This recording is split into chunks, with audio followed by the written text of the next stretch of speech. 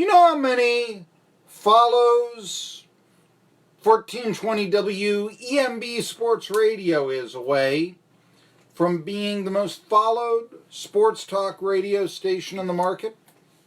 You know, 23. It was 79 just a little. Now it's 23. Need 23 more people to follow us for the most followed station in the market. Sports talk. I mean, I don't know what some country station is. They still play country music? Seriously, or is it all adult contemporary with a twang? I mean, it's, anyway. I'm Marky Billson. I'm your voice of choice for a new generation of Tri-City sports fans.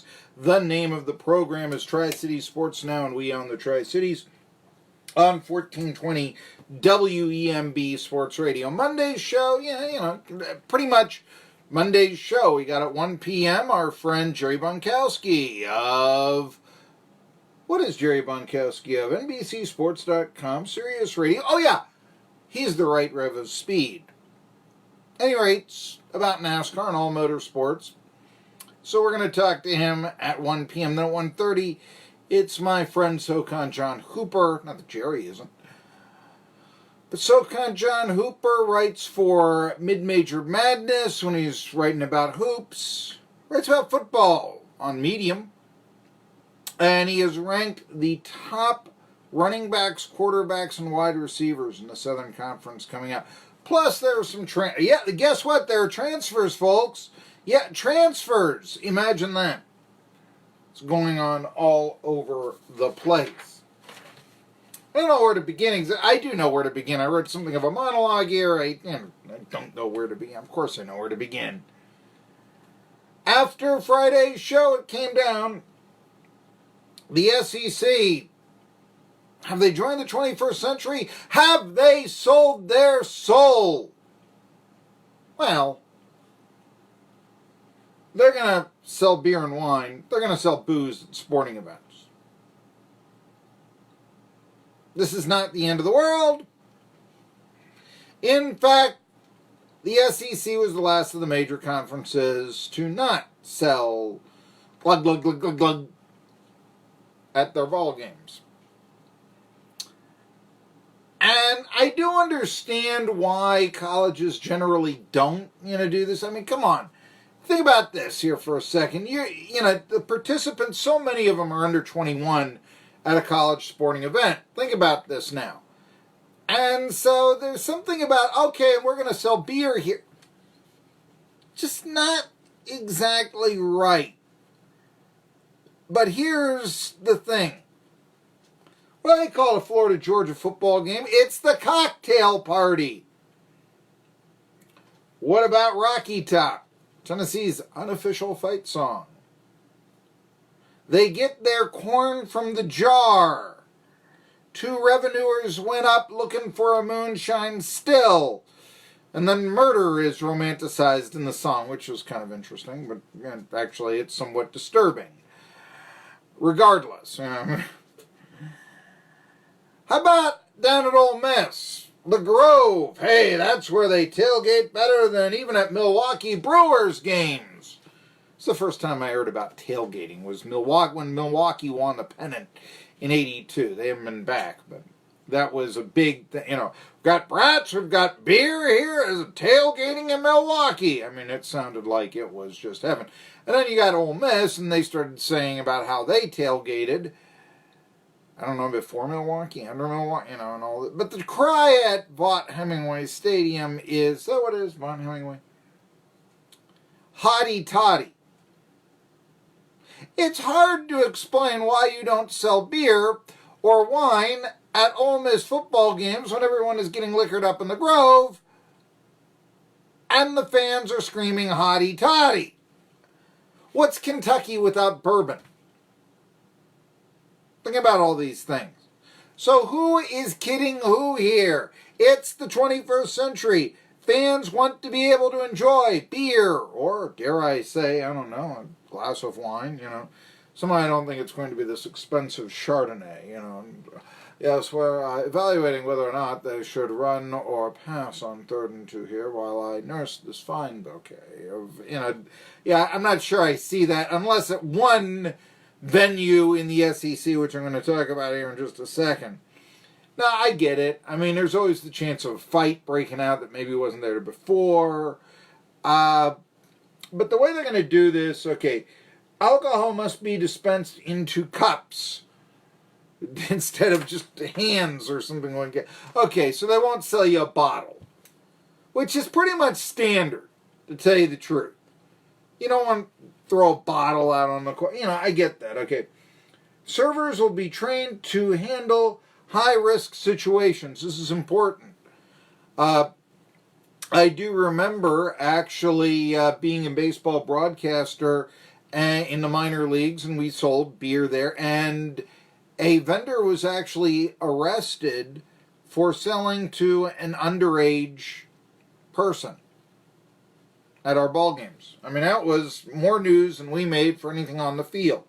One of our vendors sold a beer to someone who was under 21. Happened to be the sister of one of the players. That went over real well. No alcohol will be served after the end of the 3rd quarter of football games. That's about standard. No alcohol will be served after the 12-minute TV timeout in a hoops game. Or if it's the women's, you're going to see the Lady Vols, you're going to see, I don't know, what's the second closest SEC team to around here? Would it be South Carolina? I kind of think it would be. It's 4 hours away. I think it's South Carolina. So you're going to see they're not the Lady Gamecocks anymore, but Don Staley's team. You're going to see them. They'll shut the beer sales off in Columbia or wherever after the 3rd quarter for the women's basketball games. No alcohol will be served after the top of the 7th at baseball games and after the top of the 5th inning in softball games. Softball's going that much faster than baseball, then maybe they ought to look into what softball is doing to have that faster pace. I tend to think they're still sticking out the hand for intentional walks in softball games. What about you? No alcohol will be served after 75% of all other events regulation length has been completed. So I don't know, they have swim meets or something. But this is standard. I mean, shutting the beer sales off at baseball games, the majors, after the 7th. Like I said, this is last call for alcohol, that sort of thing. Now, I will say this, that there's always the chance, you say that, well, some people aren't going to want to stay for the end of the game. I do know a story I once remember of a guy who told me he knew when he needed to dry up. And he was at a football game, NFL game, his favorite team had come in from out of town. 3rd quarter ends, and they throw the gate down right in front of him for alcohol sales. No, you're the last one in line. What am I going to do? He leaves the game at that point looking for a bar. I mean, it was at that point, And he finds a dive bar near the yard, near the stadium. And as he tells me the story, a couple of real shady characters came up to him and said, "We need you to give us a ride." And he's like, "I'm not even from here, and I don't know you." And it's 2 guys who are looking to jump him, all because he went into a seedy bar because he wanted something to drink. I understand these things do happen. He was very happy. He said, "I got to get out of here." They started following. And a police officer went into the bar right as he was leaving and likely saved my friend's life. Okay, so I mean, that's a story you get, But the thing is, although you can say that, okay, it was the sale of alcohol at a game, would he have gone, or would he have just gone to that, say, dive bar in the first place and got liquored up? If that's what he's out there to do. I mean, I say this a lot. You don't go to a restaurant and order a hot dog. You go to the ballpark and do that. Similarly, I'm not sure. I mean, yeah, I could see where, geez, I've just had one too many, drinks here at the ball game and all this. But you know what? You know how much you have to spend at a Major League game, and I'm going to bet to an SEC game to get intoxicated? You've got to spend a lot of coin. More than most. Put it that way. So you've got situations like that that can occur, but these people really have to go out of their way to get that inebriated, and to be honest with you, they'll probably do it at another venue if alcohol is not sold at an SEC sporting event. I don't think it's going to affect attendance at all. Now, if it did, then Wake Forest would draw more fans. I went to a Wake Forest game last year, and they had, beer vendors that went into the stands. Who wants a cold one? That sort of thing. They do that in the ACC. They're just now getting to do it in the SEC. Why wouldn't Wake Forest? Wake Forest got the smallest seating capacity of any football stadium in the country. If people were really, yes, we want to go to the game and drink beer, they'd have to build more seats. Well, there's, Tennessee can outdraw Wake Forest for a variety of reasons. Not just because of liquor sales, alcohol sales, not liquor, I suppose, but, that's not the reason. So I don't really think it's going to affect attendance. I'm sure you're going to have some family-friendly sections. They do that at baseball games too, the non-drinking section and all this. But there's one thing to consider. I was really surprised. You heard Chuck Oliver talk about this on Friday night. Georgia has already announced they're going to limit their alcohol sales to private clubs, and it's going to cost a king's ransom to get into those private clubs. It's going to cost minimum $25,000. Insured $250,000 to be part of some sort of, Bulldogs club, which will essentially serve as an in-stadium bar that you will not be able to take the booze out of to your seat. Think about this. So they're going to do it at Sanford Stadium. And that's not the case, I'm going to bet, at Georgia Tech. I didn't check Georgia Tech's alcohol policy, but I'm going to just say this. It is odd that Athens, you think Athens, Georgia, this is one of the more liberal places in Georgia, one of the more liberal places in the South.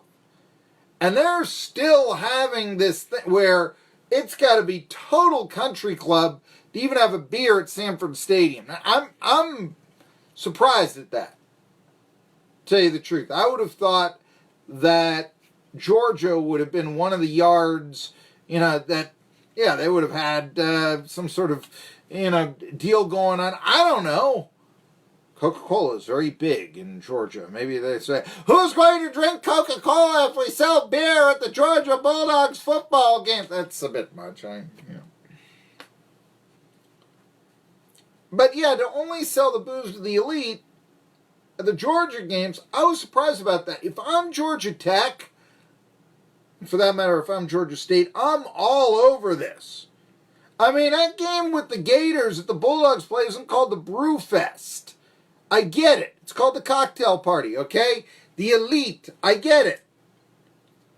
But it could be the opportunity for Georgia Tech and Georgia State to really market themselves as a place where the regular fan can go enjoy a college football game to the fullest, including, hey, we'll actually sell you a beer at the ball game.